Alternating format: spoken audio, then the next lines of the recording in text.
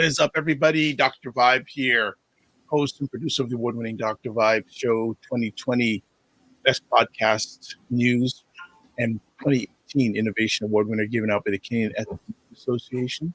Also, I host the only online broadcast in the world for dads. It's sponsored by Dove Men Care. It's also co-sponsored by DAD, Central Canada's national fatherhood organization. And I am the board chair for the Global Food and Drink Initiative, a not-for-profit that does their showcasing of Blacks in the diaspora that are doing their thing in food, wine, and travel. And we're on the Morning Vibe this morning, live July 5th. For those in the U.S., I guess, happy Independence Day. It seems that most things in the United States are closed today. So people are enjoying their holiday. And I'm with the media star known as Ryan Knight. No, media star in the making. I'm trying to work into that title. But my name is Ryan Knight, as Dr. Vibe mentioned. So happy to be here on the Morning Vibe, as always. And I'm one of the co-founders of the Afro-Caribbean Business Network, which is an organization that wants to work with any entrepreneurs of African and Caribbean heritage to figure out where you are today and help you create that blueprint to scale your companies, get you investment ready, get dollars into your bank account. And also myself, I'm an entrepreneur that runs a social enterprise called Detailing Nights. Some exciting news, actually, Dr. Vibe, we had been completing some research about how to do business in Africa and specifically South Africa. So looking forward to some of our products and even possibly our youth program being in South Africa. And the name is not Cape Town. There's another city that we're going to launch it in. And not even Johannesburg. It's like Guala. You don't even know? No, and you pronounce it. I don't know how to pronounce it. See, I'm going to get the pronunciation right from our guide there. But yeah, it's exciting to talk to people in another part of the world and knowing that you're actually going to be able to do business there possibly. It's an interesting feeling that I think actually our organization should get better at, where we actually open up those trade lines to the Caribbean, to Africa. So we're excited to. You mean you're just not sticking to business in Canada? Listen, we got to be global. Isn't the internet has unlocked the borders, people? Like, why are we only? Hey, Canada has a set amount of people. The world has a bigger pool. Why aren't we tapping into that pool? And then again, bringing that money back to our hometown and saying, okay, now we can build for ourselves and perhaps not need the government's handouts. Oh, I knew this was coming. Yeah, I knew this was coming. I'm just saying we can fund our own stuff if we build up our revenue. But yeah. I'm excited about that. What were you up to over the weekend? What was going on the weekend? We tried to celebrate multiple birthdays at once that were missed over the past earlier this year. But my father-in-law and my brother-in-law, their birthdays are like back to back. Wow. So we had 2 birthday cakes, and it was a nice little barbecue, just a few of us in the backyard. Weather was beautiful. Oh, couldn't complain. This weekend, beautiful this weekend. Yes. Absolutely beautiful. If you had a chance in the greater Toronto area where Ryan and I are situated, it was probably the best weekend in a long time weather-wise. If you could get outside, it was perfect weather. Yeah, and how did you spend the weekend? Were you able to get out? Yeah, it was weird. It was interesting. Yesterday, I actually hosted a conversation yesterday with Nicole Badeau of Black Leopard PR Digital Solutions. Yes. Black Leopard Digital Solutions. Yeah, I think that's the name. But if I butchered it, my apologies, Nicole. I know it's funny because she came into one of our conversations about a week or two ago, and I actually had her on yesterday, and she was talking about a ebook that she's done on how Black entrepreneurs can overcome the pandemic. Okay. And she's been running her PR agency for 7 years now. Yes. And she's focused specifically on helping Black entrepreneurs, and she's very good at it. So we had a really good conversation yesterday. It was not as long as I want to be, but there's looking like there's going to be a part 2. She gave me a copy of the book, which is very nice of her. So I'm going through it and picking up some thoughts and to-do actions from her. There was that she had a suggestion for me, and I said I'm already working on it. So Excellent. I'm not. So she knows that I'm not playing around in regards to that. So that was good. I had my regular scheduled conversation on Saturday night with two American ladies, Aisha K. Staggers and Jill Jones, but because of the long weekend, we pushed it back to this Tuesday. So it's Gotcha. going to be good. Yes. Just going to be more epic conversation stuff. Had some time to relax, did some barbecuing. And then yesterday, I got a very interesting email. Okay. And I got an email from a representative of the Canadian government. Okay. And I'm going, okay. And it was at 10 o'clock yesterday morning. Right. Yes. And you probably didn't get it for interesting reasons, but the subject was, please support my re-election. Okay. Did you get this? I have not gotten that. Okay. So I'm not going to get into too much detail about who it's from, but I think a while back I was telling people in Canada there's an election coming. Well, getting this email from this government representative who is fairly prominent in the government seals the deal that one's coming. And I'll read the content of the letter. Dear Dr. Vibe, I need your support. A federal election is coming soon. What? I am seeking re-election and hope to continue bringing the needs of Canada's Black communities to the highest levels of the federal government. Over the last 5 years, we have worked. I don't know what input I don't know. If You're on their mailing list. So hold on. Okay, we have worked together to bring many positive changes for people of African descent living in Canada. The Prime Minister adopted the United Nations Decade People of African Descent, the historic $221 million Black Entrepreneurship Program, the $200 million Endowment Fund in the federal budget of 2021 to address underfunding of Black organizations, reforming of our justice system and public security systems, transforming the federal public service so that Black and racialized Canadians can have the same opportunities as others. We are supporting, and then it says in bold letters, this sentence, we are supporting Black communities, entrepreneurs, and organizations. And then, so non-bold, we're back to non-bold here. I can go on and on. We are making progress. That's what they said? Or that's what yes. We could go on. Okay. Yes. I'll skip the next line because it'll tell people who it's from. I'll go to this sentence. As a result, our communities have never come together like this before. This is our time.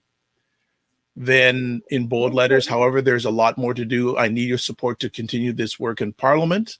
I am writing to ask you to please help me get reelected by making your contribution to my campaign today. Okay. There's a hyperlink. Please click here for my donation. It tells you the donations up to. So the money part, I won't bore people with that. Thank you for support. Together we will continue building a stronger Black presence in Canada. Be good. So initial instinct, like initial thoughts, you get the email, you read it. What goes through your mind emotionally and logically? Well, my alleged mind? Okay. Well, first of all, it's interesting. I'm not a member of this person's writing. Oh, yeah. So that went wide.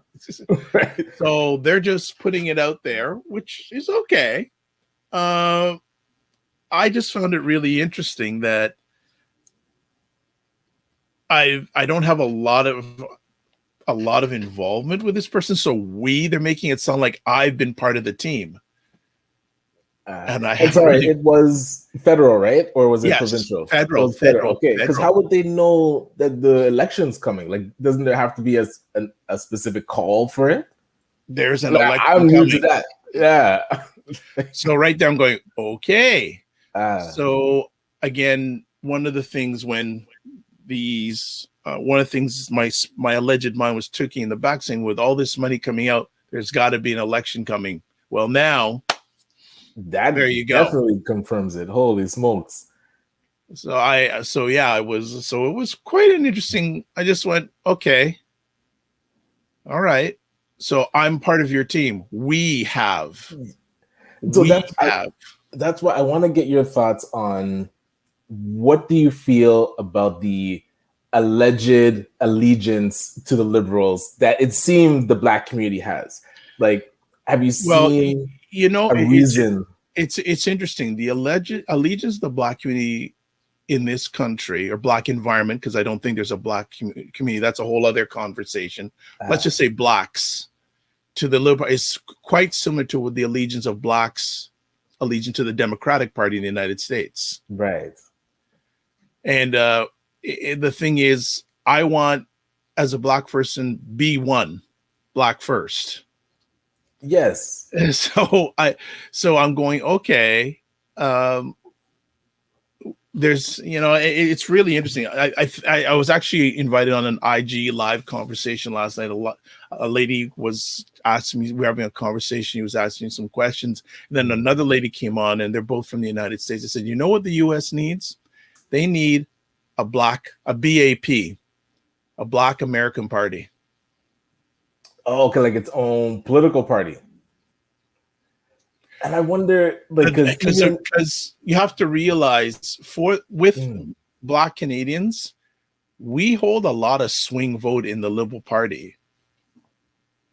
Oh yeah, like that's where a lot of power is, and it seems, and that's why I wonder, why don't we get the action plan from each party and then pick? This is the thing or something. Yeah.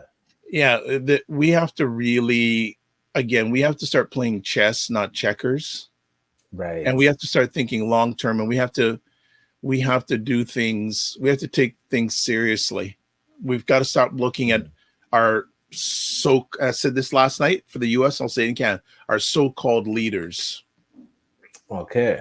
But did you see that we do have a Black political party in Canada? Did you see that the last election? No, I did. To be honest, I did not catch that. And I apologize, I can't remember the name, but there was a gentleman vying for prime minister, and the party came together. I think it was purple colors, but that's where, and it just kind of sprung up. No, I think it's really interesting. Yeah, because I just like that we have. Oh, I didn't know I was part of the team. Like, right. We have. And you're on the team already. It's like you're just going, okay. So we really, the next election that's coming up is going to be very interesting in regards to how are Black Canadians going to react, and they've got to really hold accountability.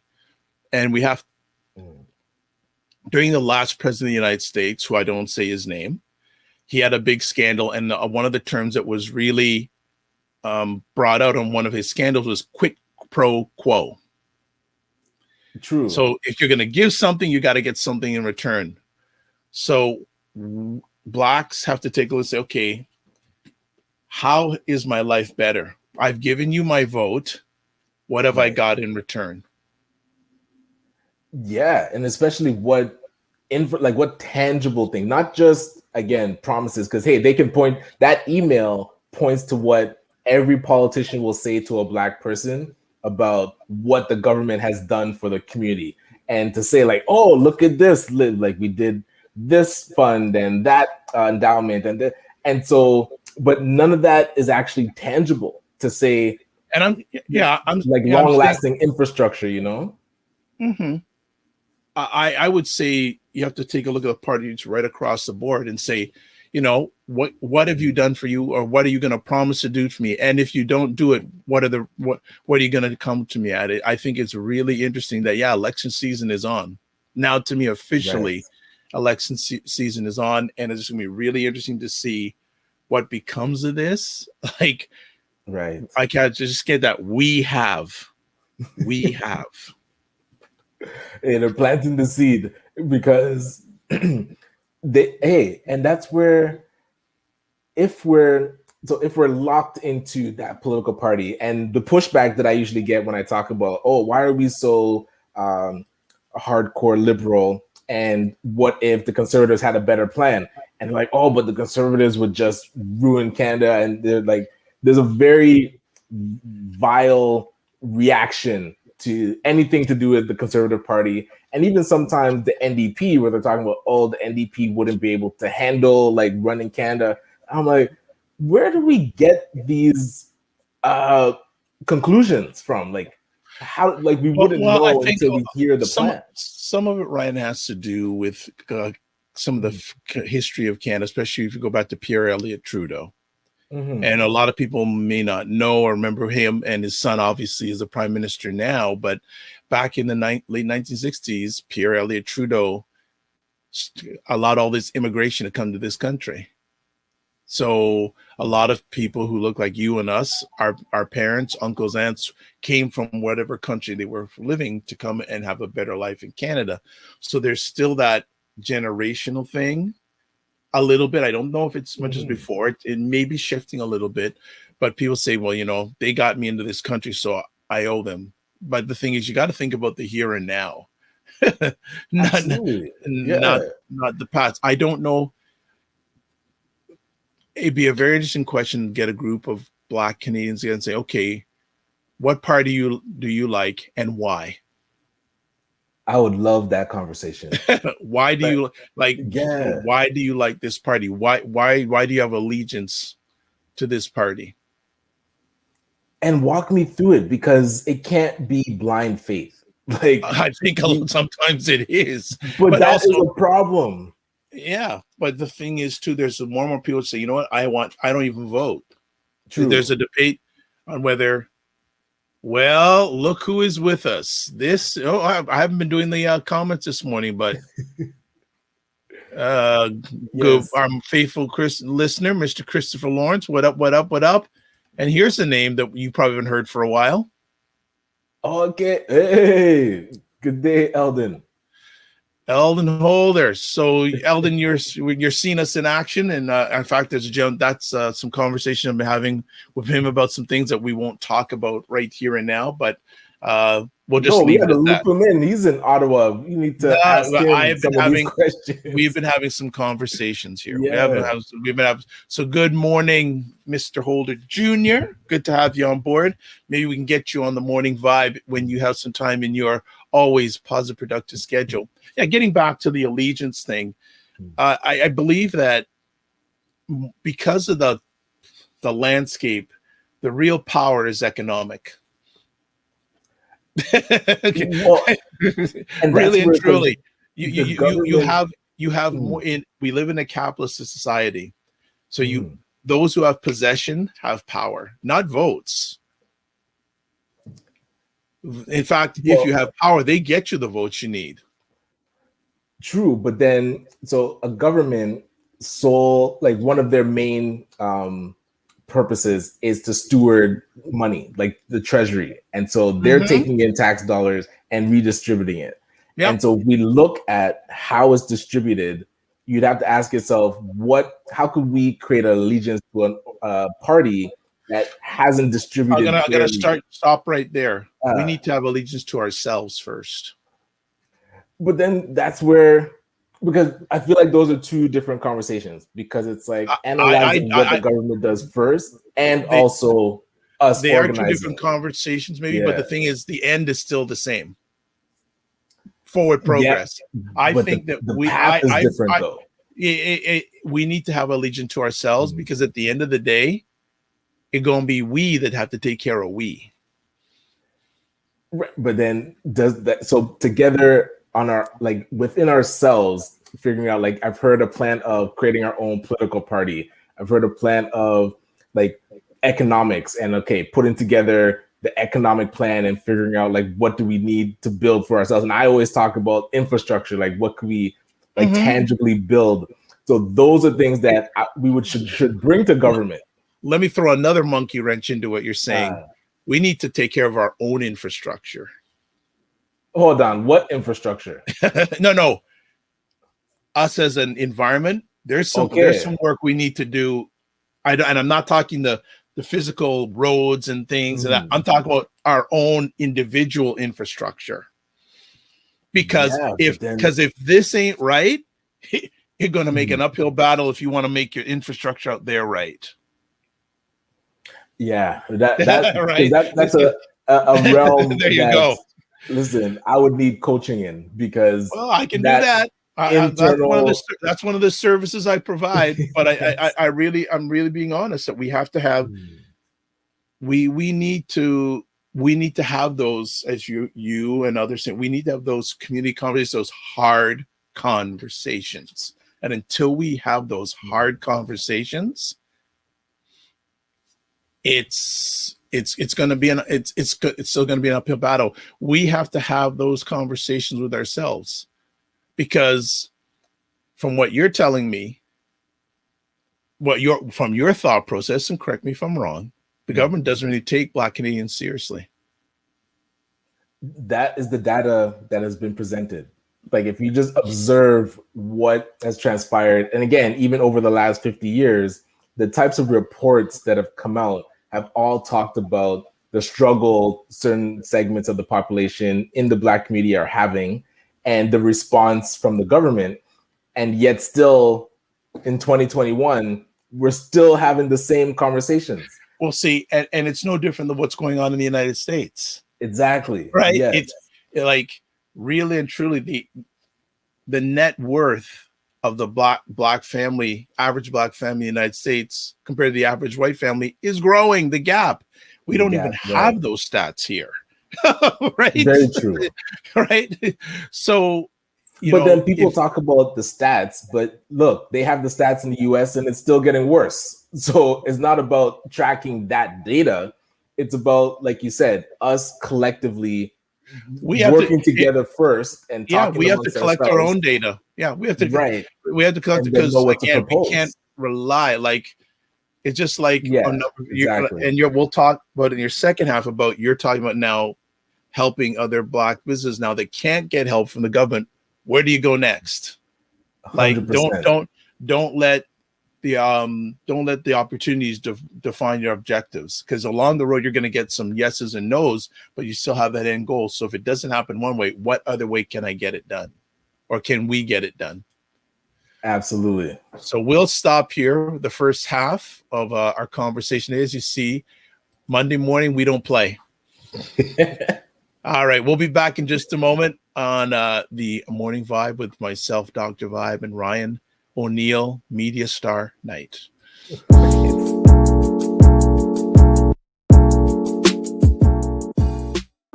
What is up, everybody? It's Dr. Vibe here, and it is Black Canada Talking time. Black Canada Talking is a live online event that provides Black Canadians the opportunity to give their takes on stories, POVs that are of importance to them, or we showcase Black Canadians are doing their thing. The real aspect of what goes on behind the walls or behind the fence is a totally different persona and a totally different picture. There was just a big sense of relief when we finally got there. We have to realize that everything we do is going to have an impact on probably a lot of people we don't even know. One of the mandates of the CBC is to reflect Canada back to itself. Not a lot of sustainable long-term movement that will effect economic change. God bless, peace well, keep the faith, and walk good.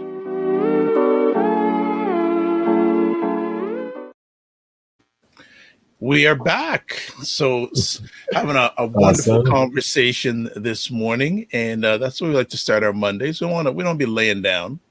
We want to go full force. Agreed. So before we came on live, Ryan, you were talking about you are doing, as always, doing great passion in regards to helping Black business, and you're talking about now seeing how Black businesses who were denied help by the federal government, providing them opportunities. You want to share a little bit about that? Well, as I'm going through the process, and we do a lot of like grant writing workshops, and you realize that a lot of people apply, and then when they get declined, there's typically no support for them. Like, you're declined, and you might get a little bit of feedback to say, hey, fix these things and come back next year. But now and this goes back to what you're saying, like, we as a community could now talk amongst ourselves and say, okay, who applied for this thing? And the main one that I'm talking about right now is the ecosystem fund. So the government, and it was in that email that you got, the 221 million, I think it's 290 now. They put together this Black entrepreneurship program, and there's 3 components. So the ecosystem fund, the loan fund, and the knowledge hub. So the ecosystem fund decline letters have gone out. So I wanted to call out to say, okay, who didn't get through with this ecosystem fund? Let's talk about what it is that you actually proposed and figure out a way to create it ourselves, because everybody, it was a call for concept. So from across Canada, people had submitted, and these are nonprofit, Black focused business organizations that submitted their concept for how they're going to add to the ecosystem. If you have an idea on how to like create a better ecosystem for the Black business community, we need to hear this idea, because maybe the government didn't see value in it, and that is proven by they declined the application. So we're not in it's not negotiable that the government didn't see value in it, but I think there's value in it. And if we can talk amongst ourselves and say, hey, I put in this one, you put in this one, you other 10 people or organizations put in these ones, what here on the table could we now build something from? And I'm thinking that could be the start of us actually collectively working together, and then being able to have a platform to have those hard conversations. Because right now, I haven't been successful with really creating a way for us to all talk and have that ongoing conversation. And again, I would love to figure it out. And Dr. Vibe, if you could help, and whoever is listening, if you could help us create the platform for us to have those hard conversations, I'm in it. And I'm going to use this little piece of the ecosystem fund to start some sort of conversation around what we're doing. Good stuff. Well, just want to shout out Birdie Lynn TV all the way from Tennessee. Hey, good to see you. Chiming in, and great to have her on. And she was actually the lady I was having the conversation last night in regards to last week. Yeah. About some of these thoughts stateside. Yeah, Nashville, Tennessee, that she's chiming in from. I look at it this way. So Ryan, let me ask you, do you know more? You were talking about this ecosystem fund. Do you know more than 20 Black organizations that got it? Well, nobody's got it yet. That is the comical piece of the whole program, because the loan fund was announced May 31st. Face Coalition is running it, but based on the government's own work plan, if you want to call it, the ecosystem was supposed to be built first before the loan fund rolled out. So now people are applying for these loans, and if they're declined, there's no support mechanism for them to go to, which would have been the ecosystem fund. So they're still deliberating, and the regional development offices. So in Ontario, it's Southern Ontario, it's FedDev. So the applications that have gone to FedDev have not been approved or declined yet. So, hey, it's July. Maybe the sun will spark some urgency and they'll get it done. But that's where, so the ones that got it, we don't know. But the ones that got declined, we don't know. Hold on. Why is that not known? They haven't made a decision.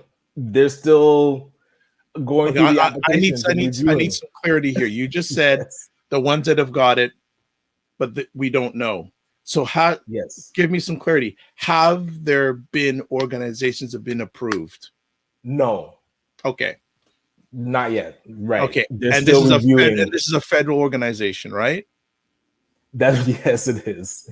And as I said in the beginning, an election's coming. So know when elections come, things freeze. Oh, I have prepared my heart for that reality, but I want to do a shout out to the Liberal government and say, let's be better than that. Let's not be kicking the can down the road, because we've seen things roll out quickly, and with the Black community, suddenly things take longer. And like you said, if that actually comes to reality, that the election freezes everything that's happening now because it took too long to roll out, that to me should be a wake-up call to anybody that pledges allegiance to the Liberal government to say, in this realm, and again, I'm not really in the social piece and the justice piece, all those things that I feel like they've already been dicking around the Black community, but I wasn't paying attention. In the Black business community, I am paying attention, and I'm seeing how they're really playing games. And if that actually happens, where now they announce something in September, but they wait just long enough for an election to hit, and now everything that was announced is on pause and they'll send you those emails until we get reelected. Hey, we can't do that thing that we said that we could do because, hey, if another party comes in, you're gonna lose it. And who knows if we'll lose it. This is where, and listen, I'm not a conservative. I'm not, even though you're wearing blue today. Listen, and people will think, because I've been on like News Talk 1010 and talking with Jerry Agar, they're like, oh, you're conservative now. I'm like, listen, I just observe. And if the conservative government, even if and remember, the NDP, I was sitting with a round table with Jagmeet Singh, and I told him, yo, you have to think about social enterprise and supporting Black businesses, because if you get that right, you will bring those votes from our community. All that to say, if the conservatives or the NDP came to the table with a better plan for the Black business community, and especially the Black community as a whole, why wouldn't they get our vote? Like, just explain to me, look, the liberals announced 221 million. The conservatives come to the table and say, you know what? We're actually going to put 500 million, and they have a full step-by-step plan on how that's going to roll out, get approved through Treasury, and because the liberals should definitely approve that type of budget if their heart is in the right place for Black people. So if the conservatives put something on the table for the Black community, it should be unanimous across the board. And again, if the NDP, same thing. So if their plan is better for the community, why wouldn't we at minimum listen to the plan, and at maximum actually vote for people that have a better plan for our community?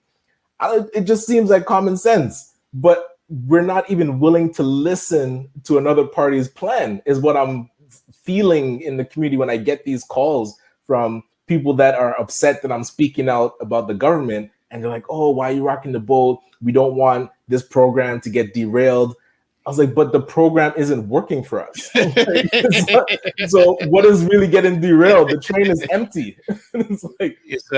See, you bring up a very relevant point. What are the results? What's different? Because again, right. And one of the challenges that I think a number of Black people have is we love the show, meaning that announcement has been made. Hey, fantastic. Okay, well, the money hasn't come yet. Right. I will celebrate when I see the end result. True.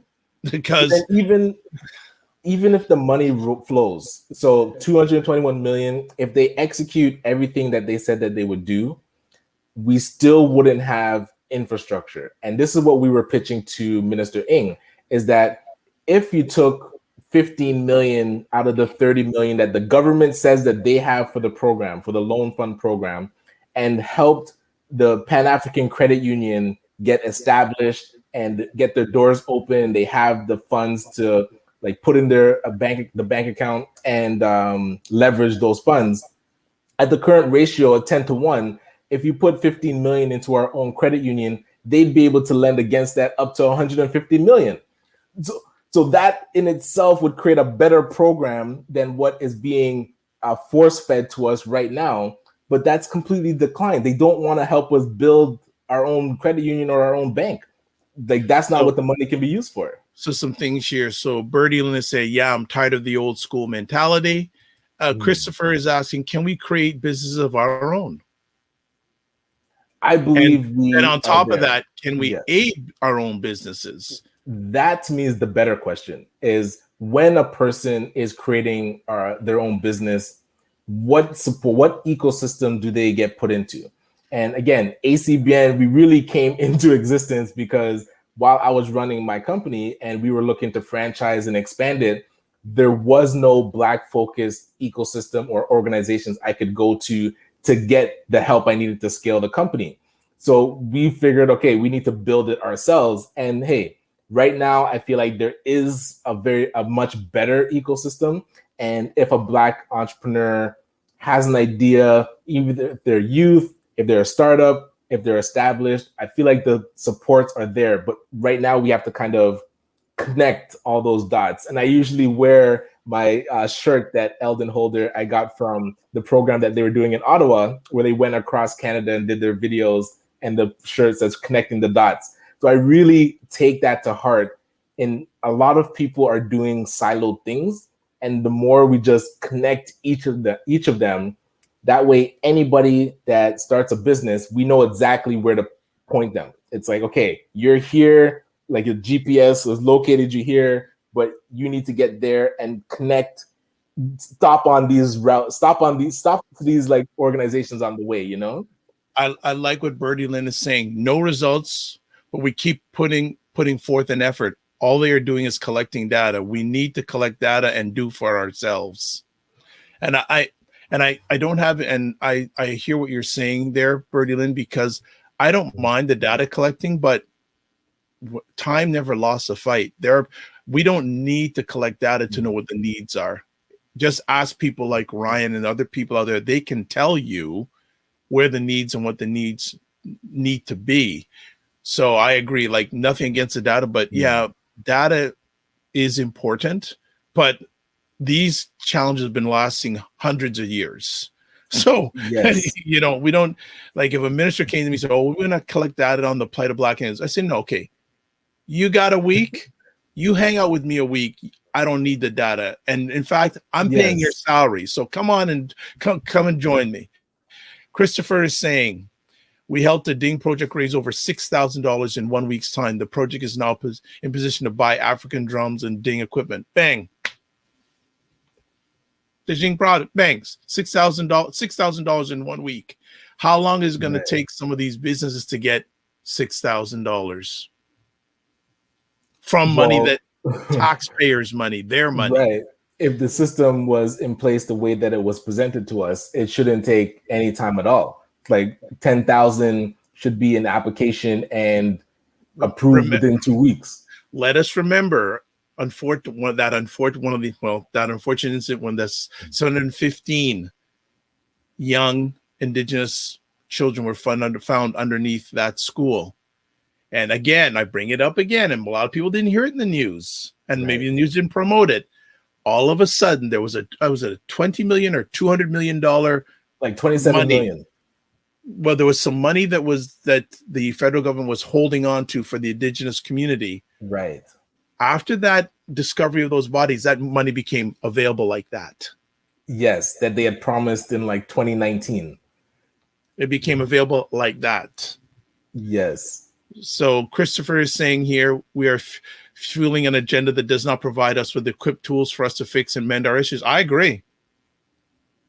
But that's why we shouldn't be adding fuel to that, because if the data is showing us that we've been following along with certain announcements and certain promises, and the promises, and here's the thing, like even if they execute the promise, it actually doesn't empower the Black community. Like they're creating plans for us that aren't actually putting us in position to now be better at the end of it. So look, this Black Entrepreneurship Program, it's a 4-year program, or at least it was supposed to be. Now it's a 3-year program.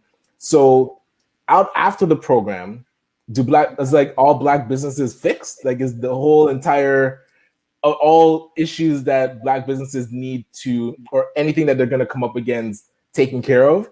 The answer is no. So why would you only create a 3-year program? They didn't even call it a pilot where they're going to use it now to get the information needed to then create the next or like we should be talking in decades, not 4-year sprints. And the Black community accepts this announcement as a victory, and you'll see people cheering and telling people like me to quiet down and not rock the boat, when what we've been presented, one, is a short-term measure, and two, doesn't help us build what we need for the long term. That 200 million, whatever it takes out of that 200 million to create our own bank, we should stop everything and focus on that, because that bank in our own community is actually going to be have a better ripple effect then whatever this partnership is with the current banks that the liberal government announced that makes this whole program not make any sense, because now the problem was our relationship with the banks, the current banks, and then we created a program to alleviate that problem by partnering with the banks that is the problem. Like the logic, I'm not understanding the logic, because they're thinking we can go to the banks and just beg them to change their ways. And newsflash, that's not how it works. That's not how systemic racism works. It's not the teller or the bank manager or the bank advisor's fault that they perceive you, and maybe they could have their own internal stuff, but it's actually the system that they're a part of puts people into categories. Your credit score puts you in a category, your net worth puts you in a category, your ability to service the debt and the debt ratio that your cash flow presents puts you in a category. That's all data that the bank uses to make decisions. So the person across the desk from you puts in your data or puts in the numbers, and it spits back an answer. And it says, based on your credit score, you don't qualify. Based on your net worth, you don't qualify. So we have to take it out of us trying to stop people from being anti-Black racism. It's actually the system that it was built, that it's ingrained into the Bank Act. I don't wish this on my worst enemy to read the Bank Act, but as I'm reading through it, the wording of the regulations that they put in there is so restrictive, and even their beholdens to shareholders is so restrictive. The banks can't increase risk. They're not in the business of increasing their risk to appease any segment of the population, and especially the Black community. We're going to start winding down here, but people have to realize banks are in business to make money. As methodically and risk averse as possible. Yeah, banks are every dime banks is are not in accounted business for. to help you. They got to help themselves because they got shareholders. Yes. Right. So yeah, you may think they're helping you. No, they're in it. They're in the game just like you. In fact, they have. But the thing is, they're at a whole different level. They're not even in the game that we're at. They're playing a whole. Again, they're playing chess. We're at checkers. Like multi-billion-dollar chess. And use this as an example, real quick. So, as a Black business owner, and sorry, not even Black business, as a business owner in general, if you go to the bank and get a loan, and they figure, okay, your credit score is good, typically they won't even look at your business plan. So that's actually a myth, that you have to bring us a pristine business plan to the bank. Usually it's the credit score and your collateral.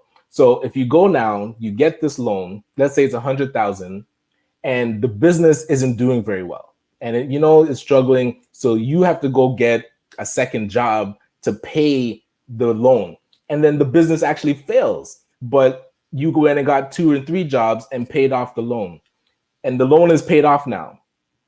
Does the bank consider that a win in your eyes? And I'm asking the audience. The answer is yes. Your business failed, but the bank got its money. The bank won. And they would say, look at how successful this business loan was. It got paid off in 5 years. Meanwhile, you're working at Tim Hortons to pay that monthly to service the loan. That's how the bank is set up. They don't actually care how your business does as long as they get their money. Their money, of course. Point blank. So to tell me that they're in it for us is false, and I will not believe that. The bank has never called. When I got a loan from was a TD. The bank never called me once over those 5 years that I was servicing the loan. And I, at points, had to get a side job to pay that monthly bill. Not once did they call me to say, Ryan, how is your business going? What can we do to help with your next stage of where are you? What do you do? Like, it's been 2 years, been 3 years. Let us know how you're doing. Not one, over 5 years. Actually, it was a 6-year loan. I did not get one call from my bank to ask me how the business was doing. The only time I got a call And you know this is when I missed a payment. Of course. And it was like, ding, ding. Ryan, did you see that? You're in overdraft. You're checking to see if everything's okay because you have to make that payment. And it's like, that's just the reality that we're in. We're gonna wind it down for today because top of the hour when Ryan's dressed like this, he has a top of the hour conversation. So just a few final comments. Christopher saying we need to take a page out of Indigo's book and recycle the dollar about 18 times before it goes out. Well, I always say, and again, people may push back at me on this. We talk a lot about people that are getting killed that look like us, which again, here's another comment. There are more Black people that die in jails and because of bad food and bad health than get killed by a policeman. I'm going to leave it at that. Okay. All right. I'm just going to leave it there. People can push back on me if they want, but that's a fact. Right. More of us die because of diabetes, heart attack, than get killed. And nothing against people who get killed by the police, but we need to make noise about those other things too. Yes, everything. Like any death in our community should be not a good death. Exactly. Christopher also says, I think we need to forget or defer that what we may never get in time. We are creative and can find multiple legitimate ways to improve or enhance our situation. This is only a question. Birdie Lynn says, it's not the people, it's the system. And she says, we are all slaves to it. Oh, it reminds me of a song by an old artist many years ago by Grace Jones called Slave to the Rhythm. Hey, the system is well built. It's doing what it's supposed to. Dude, it is well built. The system, it's built to what it's supposed to do. Yes, 100%. It's doing its job. So Ryan, what's on top for the rest of the week? What media appearances are you making? Oh, I haven't gotten any phone calls, and I actually might decline these phone calls. I wasn't overly thrilled about the CBC article because they grab certain clips and use that. We can talk about that on Friday. Oh, we can talk about that on Friday. It's a whole. We can talk about media, and it's that's one of the reasons I started the Dr. Vibe journey many years ago that I don't edit anything. You say I'm not going to pull out those juicy snippets. Again, that's a whole other conversation. So shout out to Roger Dundas, Camille Dundas, and buyblacks.com. We need to have this conversation about curating our own media so that I've done an interview with one of their writers. And when another media outlet from outside our community asks for my opinion, I'm going to point them to that article. Like, I said what I had to say. Go talk to Buy Blacks if you want access to it. That is what we need to build more of in our community. And we are ready. I hope we're ready. Well, I've been ready since yesterday. Yes. I've been ready for a minute. Right. But that's okay because I still find it very interesting that I can get people who don't even know me from Yard in the United States can come on this platform. And sometimes I have to beg people to come on this platform from this country. Right. There's something backwards. wrong there. Yes. There's some stinking thing. And not to say that I'm all that. Hey, I'm not. But you know what? I've won awards, folks. My content is shared on platforms like the Good Men Project that have 3 million unique visitors every month. And that ain't just yesterday. That's been going on for 7 years. And the funny thing is, the people of the Good Men Project, they don't look like me, but they see the value. Aha. Yeah. Well, this is a good verification here. Mr. Holder, I thank you for staying on for the whole conversation. More people need to hear this type of dialogue. Well, what I'm going to say to you, Mr. Holder, we have had conversations. We need your help. Yes. and I know that you can help us get this dialogue out to more people, but we will have back channel conversations about it. But thanks for taking the conversation this morning. And I have a feeling I'm going to be hearing from Mr. Holder later on today because there's an initiative him and I are working on to further the conversation and make positive change. So Ryan, as always, thanks for taking the time from your media tour. And not even. Always a pleasure. Good to see you. What's up for the rest of the week? Yeah, just meeting with entrepreneurs, figuring out where they're at, see how we can help them get some funding, get them either grants or investment ready. So looking forward to that. I know our accelerator with Empowered for X should be starting sometime this month. I don't have the exact start date. So if you haven't signed up already, go to empoweredforx.com and connect with Chris Beth and see how you can get into the accelerator. We had two graduations over the past 30 days, the Empowered for X Accelerator and the Youth Entrepreneurship Cohort, which was on Saturday. Shout out, I was getting emotional. I was like, I blame my daughter because after she was born, it unlocked something in me where I cry when I just get overwhelmed. But I loved it because it was seeing our Black youth start their businesses, pitching their businesses, ready to get to work and not shying away from the challenge. And a shout out to all the youth that were graduating and starting their business. We're going to be supporting them along the way and going into a new cohort as well. So I'm excited about that. Wonderful. Well, big thanks. Shout out today for people who caught us live. Eldon Jr., Holder, the man. Also, we had our solid core, Christopher, and also Birdie Lynn from Nashville, Tennessee. Thanks all that. As always, at the end of these conversations, we say, live your life as a dream. If you can dream it, you can make it. Sometimes you have to get small to get stronger. Block assumptions and aim bigger, aim better, aim higher, aim wider. Love, faith, and respect. And remember to give yourselves grace. Hope you have an outstanding week wherever you're watching this. Let me just see someone else. And Mr. Holder saying, keep outlining the positive energy that exists in our highly talented Black community. Great work. Thank you. Right back at you, Mr. Holder. Right back at you. And we will see you on Friday morning with another edition of The Morning Vibe. And if you have any questions, comments, please check out the end roll and our contact information is there. God bless. Peace to all. Keep the faith and walk good.